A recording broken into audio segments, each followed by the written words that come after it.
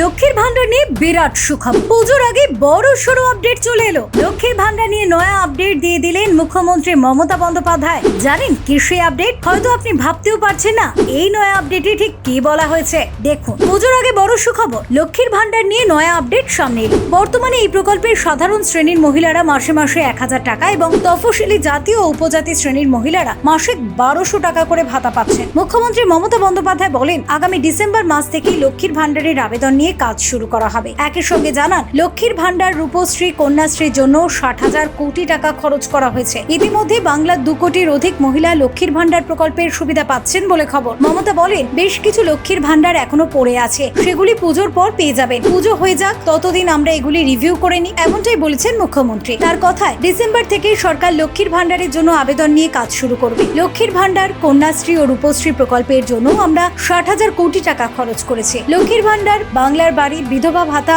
আরো অনেক কিছু দেওয়া হবে ডিসেম্বর থেকে। ইতিমধ্যে 2 কোটি 15 লক্ষ মহিলাকে 40,000 কোটি টাকা লক্ষ্মীর ভান্ডার দেওয়া হয়েছে। রাজ্য সরকারের এই স্কিমের দ্বারা উপকৃত হয়েছেন বাংলার বহু মহিলা। শুরুতে এই প্রকল্পে রাজ্যের সাধারণ শ্রেণীর মহিলাদের মাসিক 500 টাকা করে ভাতা দেওয়া হতো। অন্যদিকে তফসিলি জাতি ও উপজাতি শ্রেণীর মহিলারা পেতেন 1000 টাকা করে। সম্প্রতি আরজিকর কাণ্ডের আবহে এই প্রকল্প নিয়ে একাধিক চর্চা শোনা গিয়েছে। এমনকি এই স্কিম বন্ধের গুঞ্জনও কানে এসেছে। তবে সেসব জল্পনায় ইতিমধ্যেই ইতি পড়েছে। জানা গিয়েছে, লক্ষ্মীর ভান্ডার যেমন চলছিল তেমনই চলবে। Bureau report, TV7 Bangla.